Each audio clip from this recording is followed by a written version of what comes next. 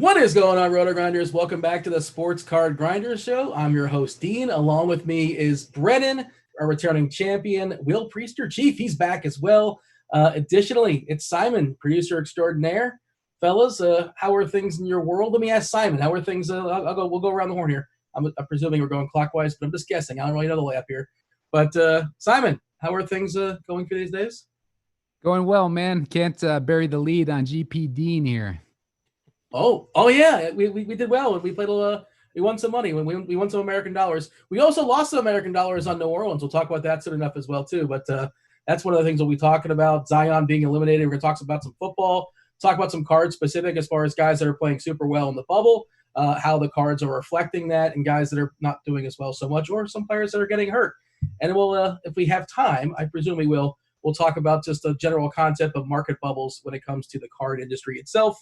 And you know what, Simon, it's daily fantasy sports. That's RotoGrinders. That's what we specialize in. This is a sports card show. No victory lapping here, but I will take a big L on the New Orleans Pelicans because I thought they were making the playoffs, and what a disaster.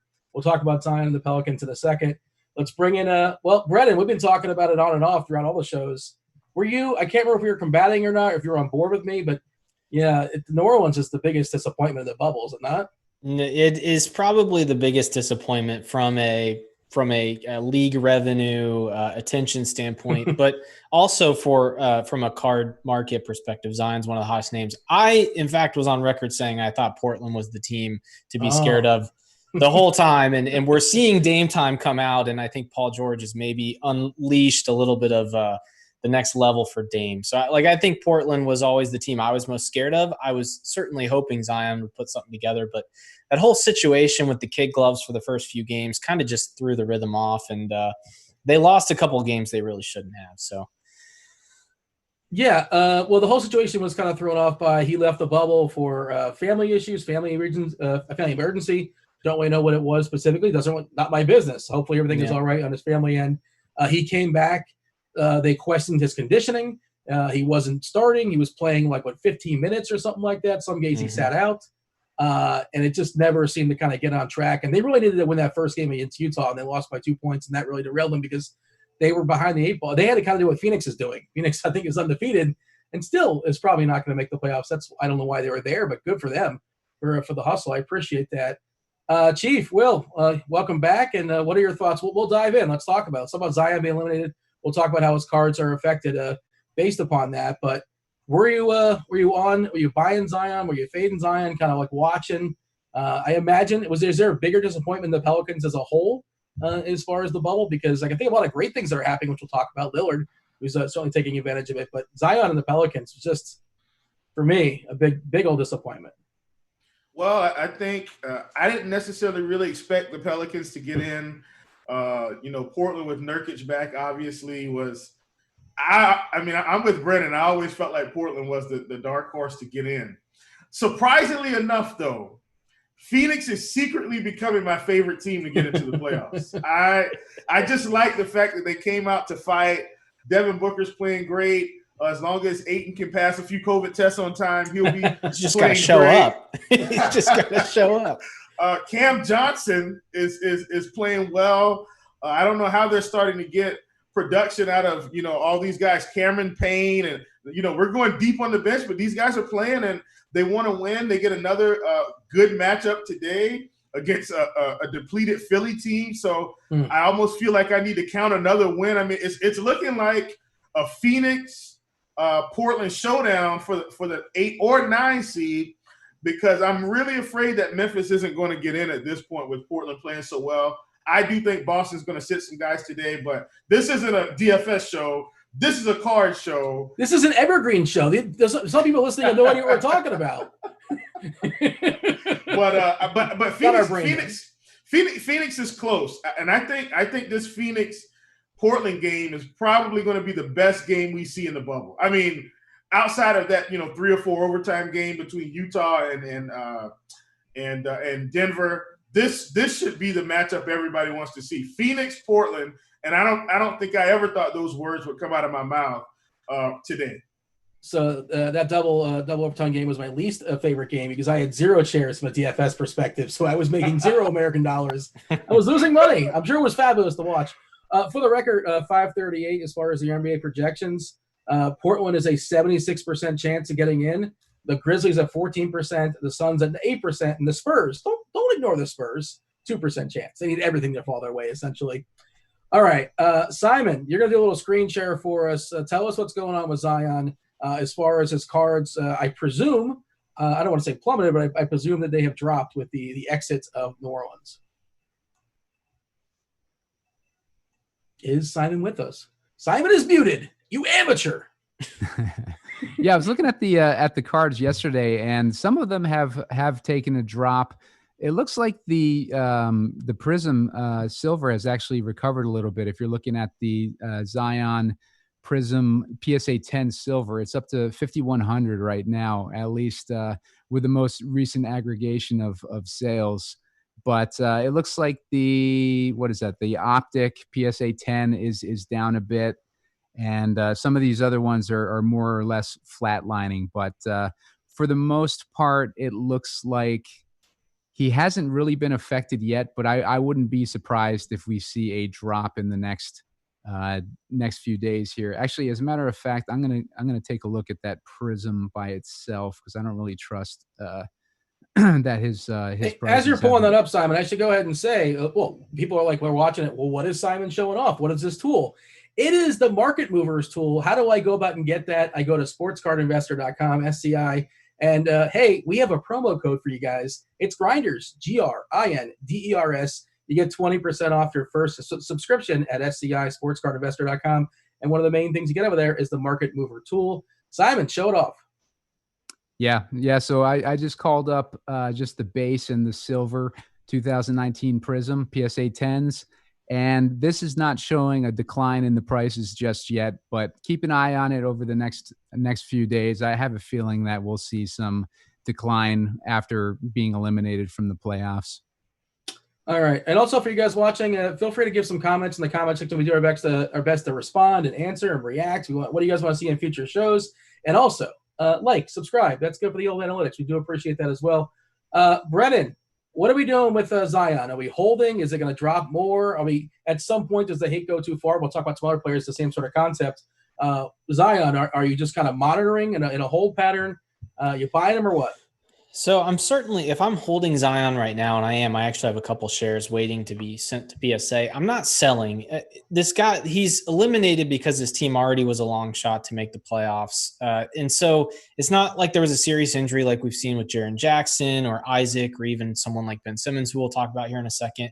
So, his minutes were trending up at the end of it. So it seemed like he was getting his feet back. And this kid is still a rookie. He's going to grow and he's going to, get into better shape and work on his game. So certainly as a long-term hold, I still think he's fine, even if his prices do come down because the expectations were so high in year one. If you haven't bought yet, I think that buying between now and the start of next season is probably a good thing. And I would probably target a month or so out of the start of the season because that the media is going to be covering him. I can already guarantee you there's going to be a weight watch. He's going to be in the best shape of his life. He's picked up weight. He looks great. That's what's going to come out of camp. And for him especially, that's going to kind of catapult his prices upwards. So I would wait to see him decline a little bit, which I do expect that we'll see. And then I'd start picking him up maybe a month before next season. So that would put us in maybe mid to late November is what I'm guessing. And if you are using market movers and you start to see it trend back upwards before that, then go ahead and buy if it's in your budget and you found a card you like. But I'm holding him. If you've already bought him in, he probably was a little bit overpriced relative to how he was playing.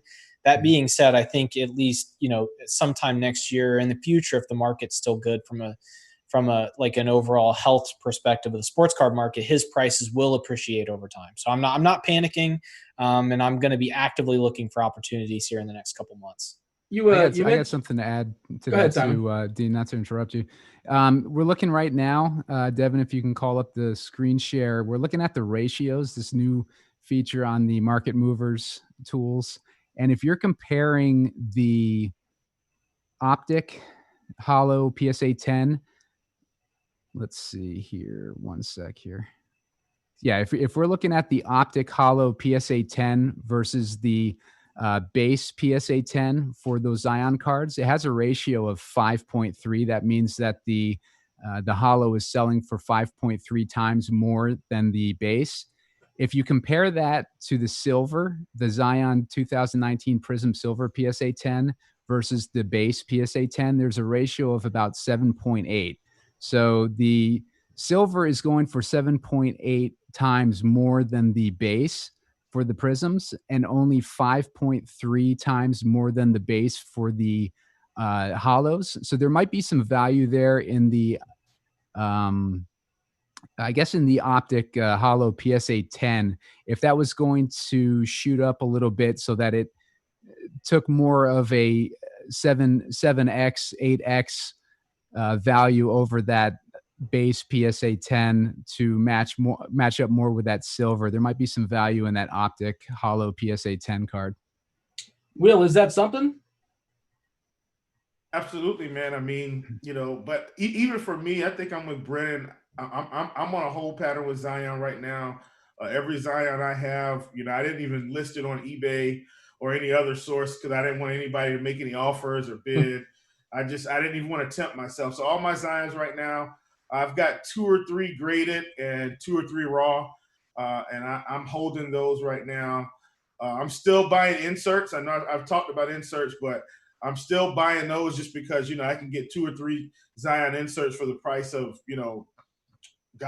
one maybe raw hollow prism or something like that. So that's kind of something I'm still targeting, especially if I can get some PSA 10 silver inserts. Like, I think those are going to be gold in the end. And that's kind of what I'm still doing with these big names. I do think Zion is box office, but, like Brennan has talked about, we've still got to figure out whether or not this guy's going to actually make an all-star team, whether or not he's actually going to be first or second team all NBA, whether he's going to be in the running for, all defensive team, whether or not he's going to be in the running for MVP someday. So these are all things that, or reasons why I'm not spending $3,000 on Zion right now. If I can get one, these inserts and a couple base cards for the low, that's what I'm going to do with Zion. Until the accolades catch up, but I'll still have a stockpile of inserts when they do, and maybe I'll turn those insert flips into one, optic prism optic hollow or prism silver or something like that. But that's kind of the approach I'm taking with Zion, buying them, but I'm not spending the house on them just yet. Yeah, I mean, he just turned 20. It's important to remember, like, all the talent in the world, obviously. Brennan, you mentioned, I want to go back for a second. You mentioned next season, and this is obviously fluid and speculation, but we presume next season is going to be sometime around Christmas, give or take. That's sort of like the plan, I guess. That's what's been floated out there. We don't know. Do you have a general plan, like when things are quote unquote normal, when there's a normal off season, and how you buy cards when sports go dark and then all of a sudden they come back on the rise? And then how would you adjust that general plan to the presumption that we're going to have a short off season? Yeah. So under normal circumstances, and quite frankly, we've kind of left the realm of normal a while ago, even if the season schedule was normal. Under normal circumstances, you'll see a dip in any sport in the off season. And so, if there's guys that aren't specifically values at that time, you might want to buy that person in the off season and then sell at some point during the middle of the season, depending on if you expect that person to make a playoff run, or for instance, maybe it's someone like Trae Young, who won't be in the playoffs, but will probably have a couple 50-point games and drive their prices up mid-season. So under normal circumstances, it's typically better to buy in the off season and sell during the season. That being said, the market is so dynamic and so liquid now that you can find potentially undervalued players even in the middle of the season. And as funny as it sounds, I've actually both sold and bought Jaylen Browns in the same week because, with the market the way it is, a lot of times you're responsible for setting prices, and some people just aren't as good at looking for that information. So I'm always looking for deals. In general, it's best to spend most of your money in the off season. That being said, we've got quite a short off season this year. We're looking at a finals ending in sometime in October, I believe. And then the draft is shortly after that. And then we're going to see the season start potentially around Christmas. So we're looking at November really is potentially the only dark period for the NBA. That being said, there might be quite a few storylines coming out of November if that's when the transaction window is going to be for trades and different things like that. So my plan now is to make a list of guys that I want to buy into next year. We'll talk about Ben Simmons in a second. Jamal Murray is someone who I think is maybe going to be a hot name next year with Denver having a big three now. Those are guys I'm going to write down prices that I'm targeting, and I'm going to save my searches on market movers. And once I find a price that I like, I'm going to buy in. I don't think that we can wait for a quote unquote off season because we might not get much of one this year. So I think finding out how to fairly value certain cards and players that you like, and then being patient. Patient is the number one thing in this. I know you want to jump at every new eBay listing, but I've learned that being patient, sometimes you'll get a better deal even a couple weeks after the previous one came up. So my plan really is just to be diligent, to collect the data as much as I can and be patient. But I don't think we can do much waiting. I think now's the time to buy guys like Zion and Ben as their prices come down. I don't think we can wait for the off season. I think even while the playoffs are going on, you're going to have values in those players like that. Just a thought that popped in my head, just from a basketball, maybe growth development. Maybe this is not like a card perspective, just sort of general thought, but we kind of laugh at Brooklyn being in the bubble, and we laugh at teams like Orlando, even Sacramento.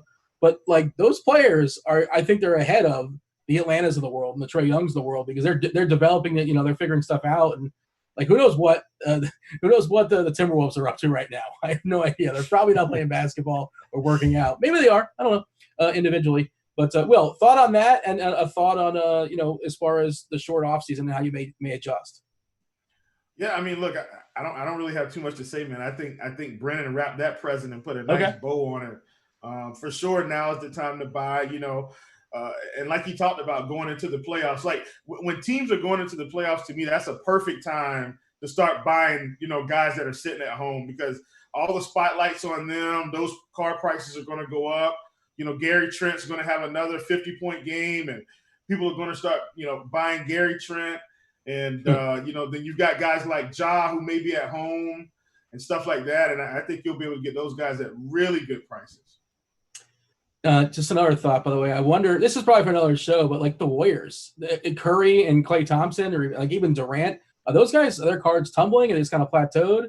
And we know that off the dome by chance? Because you got to think there's going to be some sort of comeback in the works. I understand Durant's not in the Warriors anymore. I just throwing him in that bucket. But just, same sort of thought process coming back from injuries. But Brennan, another show, I suppose, right? Yeah, yes, for sure. I'm always looking for Curry's because I think he's undervalued right now. But that being said, the weird thing about this market is, as funny as this sounds, a slow growth pattern over a long time is actually someone that's not growing at all because the market is growing so fast that even players that aren't hot at the moment are seeing their prices come up just because of all the new money coming in. So 0% is not a baseline anymore. It's probably more like 10% over the course of a month, 15% over the course of a month.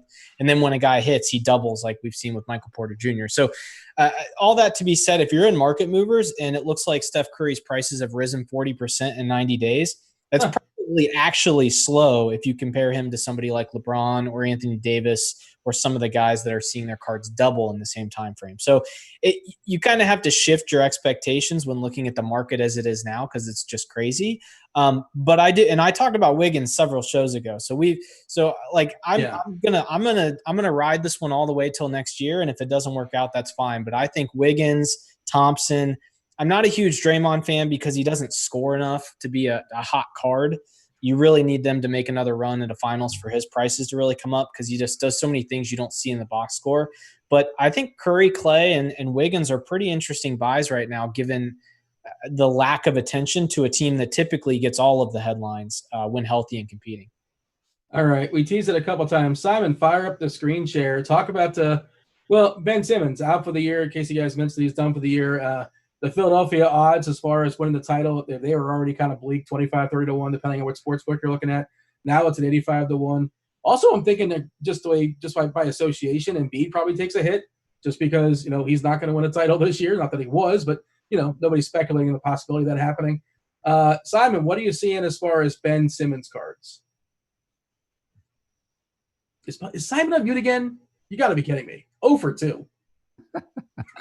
My bad. So Ben's card has shot up to about 3,000 as recently as August 2nd. And the most recent aggregation of sales has had him at about 2,100 or so. So he's taken quite a significant little drop there. So it might be time to start looking at those cards. As we've talked about, the offseason is going to be short this year. So if you see that card start to level off a bit or drop even further, and you're interested in that card, you might want to start keeping an eye on it and save them in your market movers search. Yeah. So Brennan, I know you said pre-show, you actually did, coincidentally enough, you did a deep dive in as far as Simmons and his value of his cards and what they've done recently. Your results: buy, sell, hold Ben Simmons. Yeah, I think he's a buy at this current level. And if it, just like in the stock market, which we might get to later on in the show, dollar cost averaging and buying multiple times on the way down is always a good strategy. Some people will buy at a price and see it come down and get scared and panic sell. Now, you shouldn't be playing with actual savings stock market investments in the sports card market. We should all understand that this is very volatile and it's something we should use with some discretionary income. But that being said, I think Ben Simmons is a huge buy. And one thing I like to do, and what I did recently this week, is compare a player to other similar players from either their draft class or 1 year prior or after, to see if the values are the same. And Ben Simmons' prices have come down to where Jaylen Brown and Brandon Ingram are, which are both from his draft class. He was obviously the number 1 pick. And coincidentally enough, Ben Simmons to date in his career has accounted for 24.4 win shares. I believe Jaylen Brown is currently at 14 and Brandon Ingram is at 9. So Ben Simmons has more win shares in his career than both Jaylen Brown and Brandon Ingram combined in the first 3 years of their career. So he is a very good player. In my opinion, of the three, he has the best shot to be a future MVP. And especially with Ingram being on his team with Zion, he's probably going to be the second fiddle if Zion pans out. Jaylen Brown's obviously going to be a second fiddle to Jason Tatum the way things are going now. Ben Simmons in the right situation, I don't think Philly's the right situation, will be the best player on a very competitive team. So I love Ben Simmons long term. I think we got to take advantage of the underperformance this year. A lot of that's not on Ben Simmons. They signed Al Horford to a ridiculous contract that's still going to be on the books for another 3 or 4 years. And the fit with Joel Embiid, I just don't think is very good. And so and if you believe all the reports that his shot is coming around, if that guy gets a 3-point shot, game's over. He's winning MVP. I'll call it now. If he shoots 34% or better from 3 at any point in his career, he will become an MVP. He's just that good even without the shot. So I'm all in. I'm going to continue to buy as it comes down, and then I'm going to probably hold until the middle of next year. I'm hoping things get shooken up there in Philly, or he finds himself in a new place. I think that's when the like Anthony Davis, that's when his prices will skyrocket. Philadelphia, probably the most disappointing team in the regular season. And obviously now they're just going to sputter out. I can't imagine they make much noise in the playoffs. Maybe they'll win 1 round or something like that, but can't see them going beyond the second. Brett Brown's probably going to be out. The coach is probably going to be out, and they may make some big changes. It wouldn't surprise me. Philadelphia is a city that historically not very patient. He's still just 24 years old, and I agree. And you see videos of him hitting threes. I don't know why he doesn't shoot him in games. I don't get that. Who knows if it's a mental thing? Don't want to get into his brain, but it's just odd. Will, your thoughts on all of that? Will Simmons be on Philadelphia in 2 years? Buy, sell, or hold as far as Ben Simmons? Yeah, I mean, Ben Simmons is a buy certainly right now, even if you don't like the guy or like his style of play. And I like his style of play, but when prices are coming down on guys that, potential league MVP, potential all-stars and NBA first-team guys that have the potential to go the distance and possibly get a championship, I think you need to use that eBay term, invest. And so I like Ben Simmons. I would really like it if Ben Simmons left a playoff team and just went to a terrible team like the Charlotte Hornets, and we could just give them the keys to the whole city. Why would you pick Charlotte of all teams? Oh, it's my favorite team, and we suck at drafting. So honestly, I think Ben Simmons could get away with a situation like that where, he goes to a team a little bit smaller market or a large market team that's terrible, like the New York Knicks. I mean, Could you imagine Ben Simmons going to the Knicks and they say, hey, I know we've got, RJ Barrett, but obviously you're the better player now. Just here, have the keys. And I think it would encourage other guys to think about coming to play. So I'm with Brennan. I like Ben Simmons. I think you keep buying all the way. I'm not going to get into the stock side of it because Brennan has already hit dollar cost averaging, which was certainly the right play. And I think we can roll it from there. You guys both have a financial background. Again, I teased it earlier. We may get into it. We may not. It's a bit of a time crunch. If nothing else, we'll talk about it in a previous show, or not a previous show. It doesn't work like that. On a future show. That's how that would work. That would be impossible to do in a previous show. Hey, let's talk about some players who have been doing good. Will, you open it up. We want to talk about Portland, right? Portland especially. It looks like they're well positioned to get that 8th spot. It's been Lillard time. You want to talk. You're excited about Carmelo. I don't know who you want to talk about first, but the Portland, it's yours. Look, I'm really excited to talk about Carmelo here because here's the deal, right? So Carmelo Anthony has this really bad rap, and a lot of it started from the league. He went to New York, and he kind of had a bad situation at the end of that career there. Kind of had a falling out with the organization, a falling out with Phil Jackson and all of these things. But look, Carmelo Anthony is a professional basketball player. The guy's, won a NCAA title. Just accolades on top of accolades. Has won the Olympics.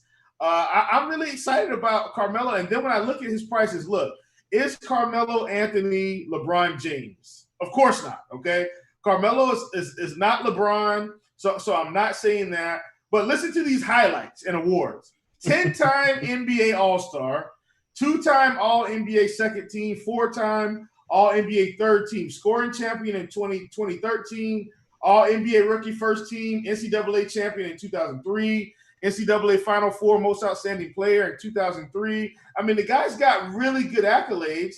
And if you pull up LeBron's card prices to Carmelo's, I mean, LeBron's prices are through the roof, and Carmelo's are just trending really bad. I mean, I'm looking at a 2002 Topps Finest, Carmelo Anthony, and this is a BGS 9.5 on for sale right now for $95. I haven't even pulled up LeBron's. I don't really have to pull it up because I've been kind of tracking that card. It's the one where LeBron has on the white suit. It's a white background, got some crimson or wine-colored little, pentagons in the back, or hexagons. Got 6 size hexagons.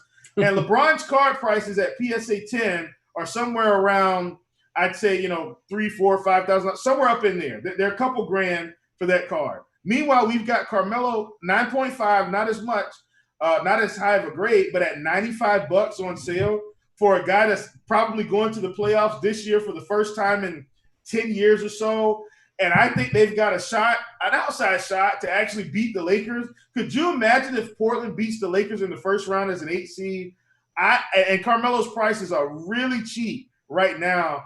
I think this is the time to buy Carmelo. I still think he's going to the Hall of Fame. I know I've hogged up about 5 minutes on Carmelo Anthony talk, but he's really too cheap compared to other guys, that haven't accomplished as much. So I like Carmelo here. I don't feel like there's any reason Anthony Davis should be that much more than Carmelo in the grand scheme of things. Anthony Davis hasn't won a championship, hasn't won an MVP, and doesn't have nearly as many accolades as Carmelo. I think Carmelo's incredibly undervalued in the market. Yeah, the Lakers obviously have looked bad in the bubble. They lost last night to the Denver second unit. No, they won in the last second field goal. Nonetheless, they struggled to get by Denver's 5 through 10 players essentially. They're just essentially 1-2. It's LeBron and it's Davis, and then it's a bunch of their dudes. Just aren't particularly. Kuzma's fine, I suppose, but nothing really special. And I think they have a puncher's chance as 8 versus 1s go in the NBA. It always basketball, the best team wins 95% of the time, whatever it is. But I wouldn't be shocked if Portland gets in and Portland at least gives them a rough series. Brennan, your thoughts as far as Carmelo, and then let's open up Dame Lillard. Sure. Yeah, no, everything Will said about Melo is kind of what we covered with Chris Paul a few shows ago. You've got a guy who has achieved a lot in his career, but is towards the end of it and maybe isn't exciting as he used to be. And, he's just undervalued at the moment because we forget about what they were in the past and we just think about what they are now. We saw it with a guy like Tim Duncan. As soon as he retired, it took a couple of years, but his cards actually started to rise and appreciate. And someone who has achieved that much, that has a resume like that, is probably a safe investment from a slow growth perspective as the hobby grows. So I think Carmelo is certainly a long-term buy if you're a fan of his and you just want to play the Hall of Fame perspective of things, which are typically good long-term investments. And if you're playing I want to get a spike if he hits a big game winner in a series against the Lakers, now's the time to buy too, because they're leaning on him heavily, especially late in games if teams are taking away Damian Lillard. It's Carmelo Anthony and not CJ McCollum that they're actually looking to for big shots because he's such a good isolation player. Now, at the end of the day, that team flows through Damian Lillard, and he is a guy who, and we knew this was coming, he is a guy who's played in big games, played in big moments, and I know he missed the shot against the Clippers and the 2 free throws. I'm taking that guy in a fourth quarter above almost anybody else in the NBA. And so get him in a 7-game series against the Lakers, and this kid is going to go off. I mean, I loved Damian Lillard coming into this as a speculation play, and I think at this point, he's got more left in the tank. So if you buy him now, you're probably going to be pretty happy with how it plays out over the next few years and not just this year. I'm a big fan of Damian Lillard, Dame time. And this is pure narrative street speculation here if we're going to go into the DFS lingo.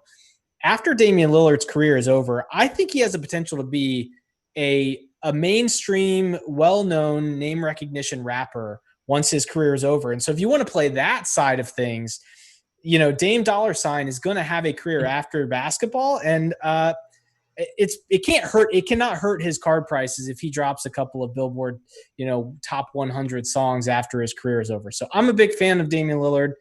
Is he legit good, legit respected? Yeah. I don't know.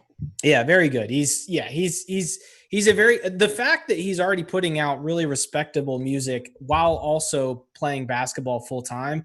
If he gets in the studio and can spend as much time as I think he wants to, the guy's been on Sway in the Morning, which for anyone who follows the hip hop community, that is a quite the honor to be on if you're a rapper. And he's done songs with people like Lil Wayne, so he's got respect in the industry.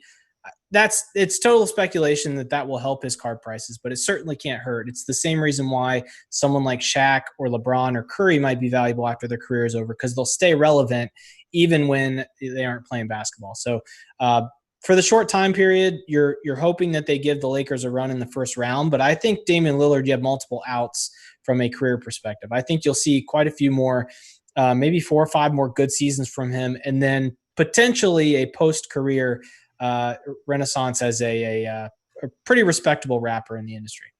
You mentioned Shaq, and I thought you were going to go down like a Foosh Dickens wormhole. I just know that reference. All right.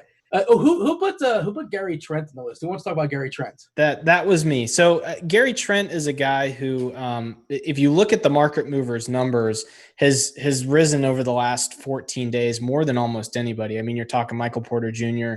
And so on and so forth. The thing about him that's a little bit different than TJ Warren, who's gotten hot in the bubble as well, is Gary Trent Jr. is only in the second year of his career. He was a young rookie last year. And he was pushed to the second round, not because he couldn't shoot in college. He actually shot 40% while playing at Duke. But he just had some personality, work ethic issues. I think, some of that off-the-court stuff pushed him down in the draft.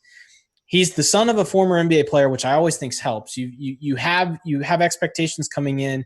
You know how to work hard and what that schedule looks like. Could this be for real? It might actually be for real. The kid, didn't get to play much last year. He only shot 24% from 3, but that was on like 20 shots. He's shooting, I think, over 40% or close to 40% this year. He has just caught fire in the bubble.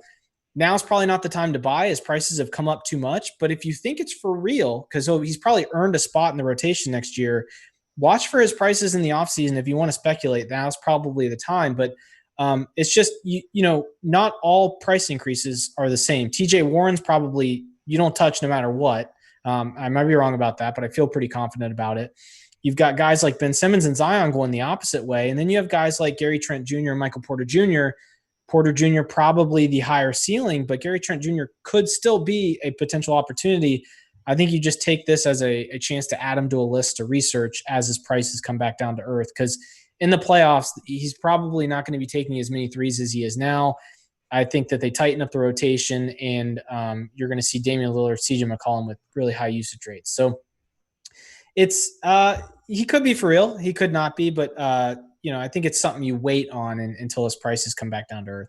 Yeah, a couple things. I think he's benefited immensely from, you mentioned McCollum and Lillard, and like he's getting a lot of his open threes because there's so much attention. They're closing in on like double teaming Lillard like 40 feet from the basket. Some of these teams, because Lillard's pulled up from 35 and just saying screw it. You're not going to come at me. I'm going to just nail a 35 footer. He's definitely it's like what Curry would do. 2 mentions for Curry in the show. Smash the over on Steph Curry at home. And Gary Trent's father was like a bruiser, if I'm not mistaken, which is weird because he wasn't a sharpshooter. He was like a banger down low, like an Oakley type. He made more threes in a quarter than his dad made in his entire career, if that puts it into perspective. Yeah, I mean, the game has obviously changed immensely too, but yeah, that definitely puts it into perspective.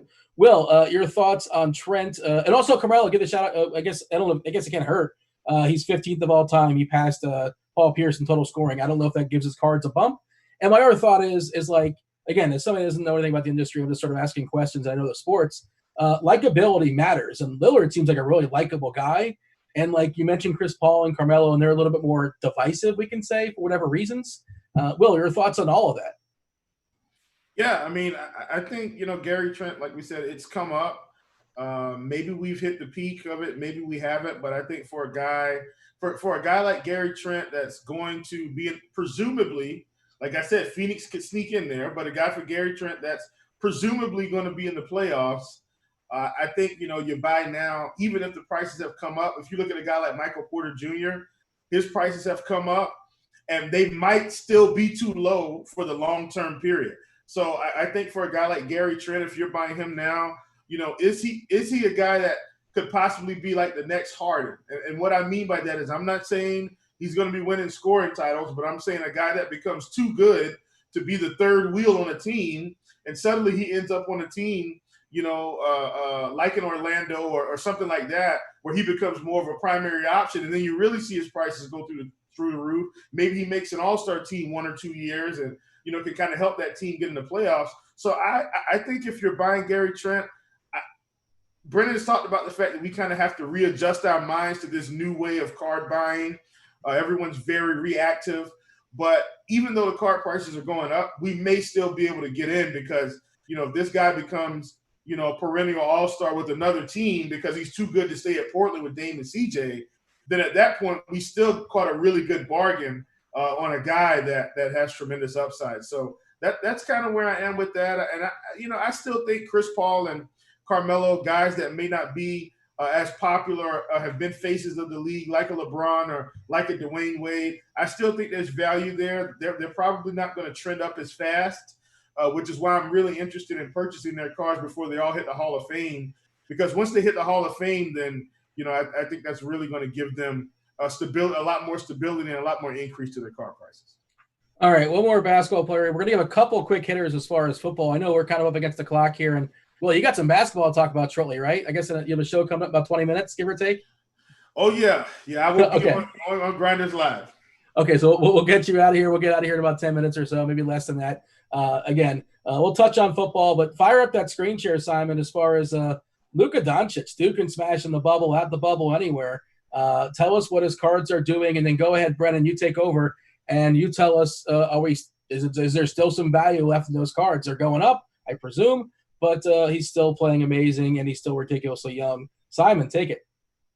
Yeah, we're looking at a card, the Prism Basketball Silver PSA 10 that was at about 5,500 back on July 26th, and its most recent aggregated sales is $84.99. So it's gone up significantly. It's on a tear right now, and you can see even the 2018 base PSA 10 is starting to take off a little bit. That line looks flat for a very long time, and then all of a sudden it's been spiking in these last few days here. So Luka's cards are definitely on the move here. All right, Brennan, quickly, buy, sell, hold. I'm selling Prism and I'm buying Select. I think Select for Luka is severely undervalued considering the difference in population counts. I know this isn't anything new. I'm a huge Select fan, but 2018 and 2019 Prism pop counts you can see here on the screen. There's over 12,000 PSA 10s for his base Prism. I believe that number is under 4,000 for select. It might even be less than that. And it's trading at actually a considerable discount to his Prism. So I think if you're holding a Luka Doncic Prism PSA 10 or PSA 9 or anything like that, I think selling it at this peak and buying into select is probably the safer approach. If you don't have any Luka at all right now, I think you need to go away from Prism and look at things like select. Optic potentially is a value. It's got similarly high pop counts, but for a discount. And then also looking for undervalued parallels. I think the scope parallel, which is has the pop count, 1/3 the pop count in select as the silver does, is selling at a similar price. So there's still value in Luka. The way he's playing, I don't ever think you're going to see a huge dip in his prices. So you have to be very diligent about what cards you're targeting.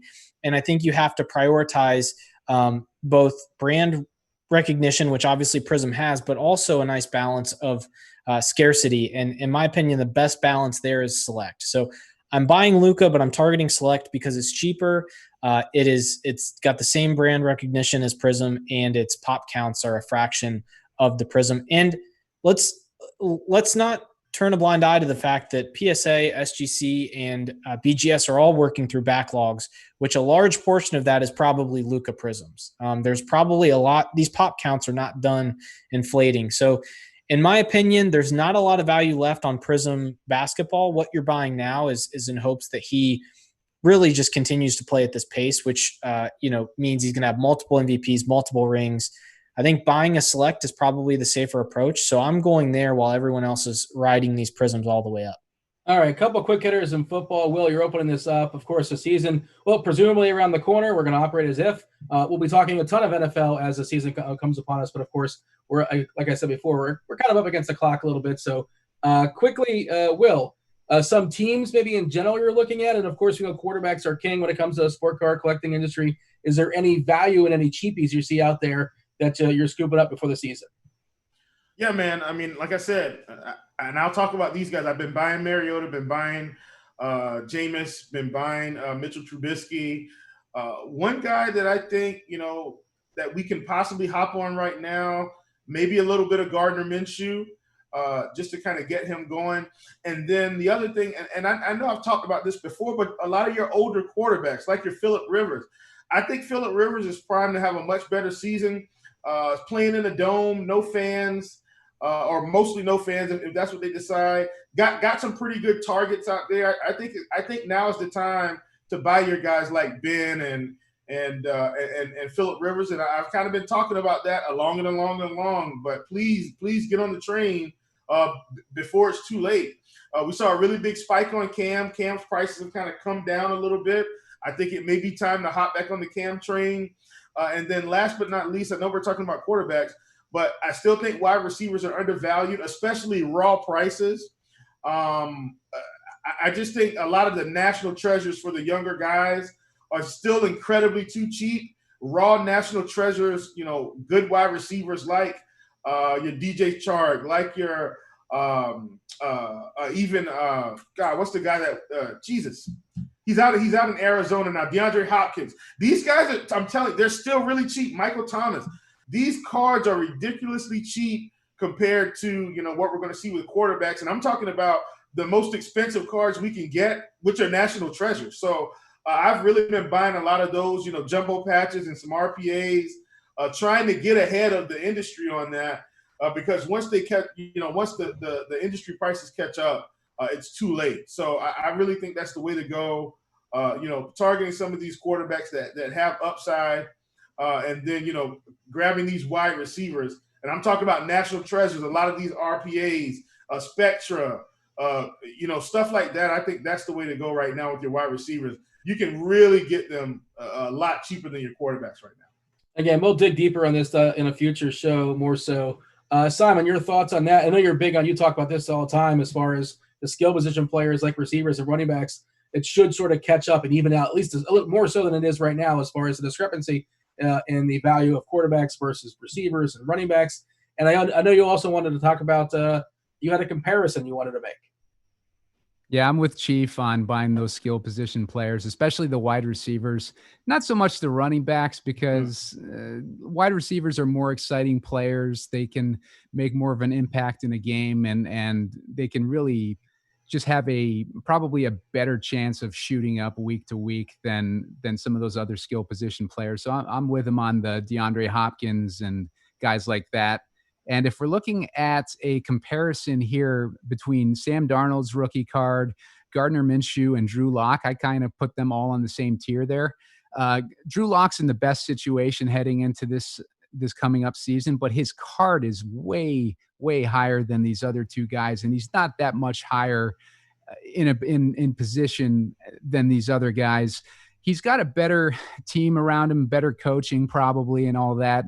But in the long run, I think a guy like Sam Darnold will probably end up being a better player than Drew Lock, and he's way less. He's about 2/3 of the value of Drew Lock. And then you got Gardner Minshew, whose Chief was just talking about, whose rookie cards are going for about 160 compared to Drew Lock at 395. So depending on what your thoughts are there on Gardner Minshew, he might be a value. I'm not the biggest fan of his, but I could see him, pulling off something this season to make his values go up.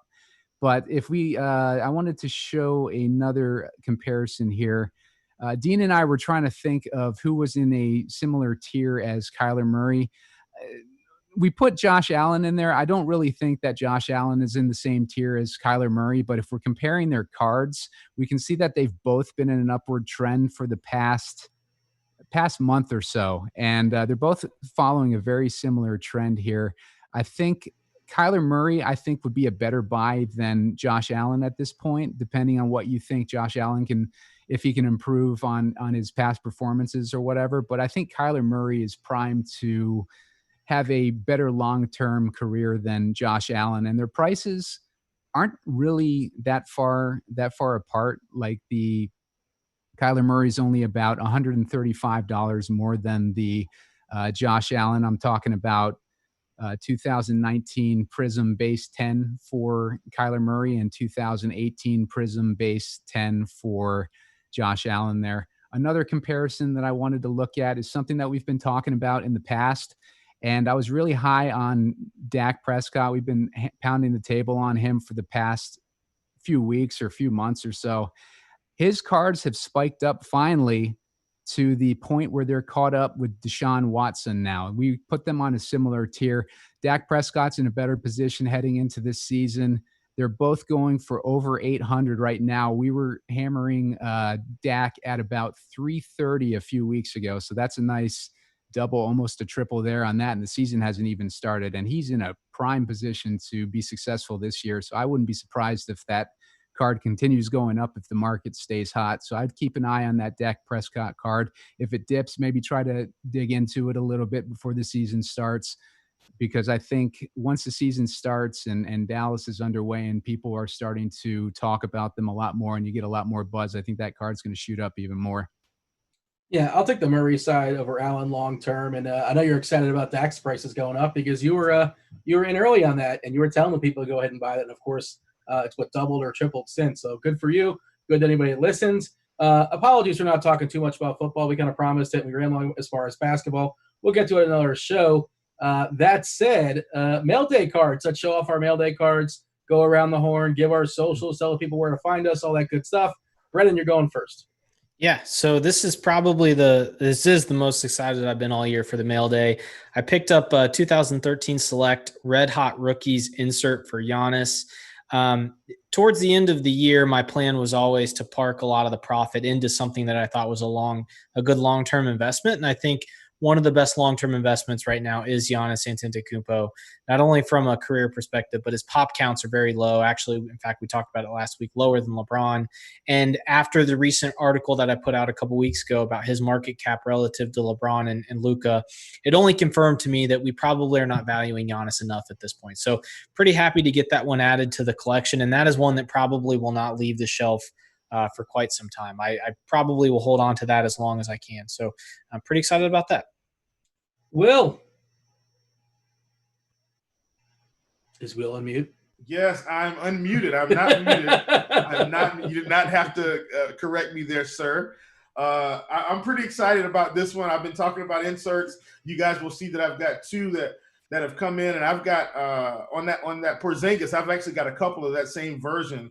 When I was on eBay and I realized I could get that, that emergent with that RC shield on there for what I consider to be pennies on the dollar. I grabbed it and I already see, I caught one the other day, a green one. It was probably about 80 or 90 bucks, a couple weeks ago, and it's already at about 130 now. So I was really excited to kind of see that the price go up on that one. He's been playing really well in the bubble. Same thing for Zion. Picked up an emergent of his. I got two of those. And then on the football side, you'll see what I'm doing. I'm buying, like I said, a lot of these receivers, National Treasures cards for the low. You probably wouldn't believe how cheap I got that DJ Moore for, but that one was $3. National Treasures, rookie, colossal patch. I mean, that's the kind of stuff I want to buy right now when I'm making speculative plays. And quite frankly, you can do the same thing with the Michael Thomas, with the DeAndre Hopkins. Now, you're not going to get it for $3, but there's some out there you can get for 20, 25, and I think that's incredibly cheap. So, that's the approach I've been taking. With those receivers, trying to buy the really high-end cards that are ungraded and go from there. Simon, close us out. Yeah, I was able to find a very small amount of Chronicles in the wild last week, and I opened a couple cellos and hangers, and one of the cards that I pulled was this Ja Morant Luminance card, which is a beautiful card. You got Ja Morant teabagging Kevin Love on a dunk that he actually missed, but it made it on the card anyways. And the card is just a beautiful card in general. I pulled one card, and I knew as soon as I saw that shot that it was going to be a popular card, and I sold it right away for $200 on eBay. And then I opened another pack and I pulled another one, so I got one to keep. I actually have it listed on eBay too. But the other card that I pulled was this Zion Flux card, which is a really nice looking card as well. And I'm hoping to sell that on eBay as well. Alrighty, that was Sports Card Grinders. Appreciate you all watching. Again, 20% off your first payment of any subscription at SCI at sportscardinvestor.com with the promo code Grinders. You get that market mover tool. It's good times. You guys saw it showed off throughout the show. Like, subscribe, comment. That was Sports Card Grinders. For Brennan, for Will, for Simon, I was Dean. We're out of here. Holler.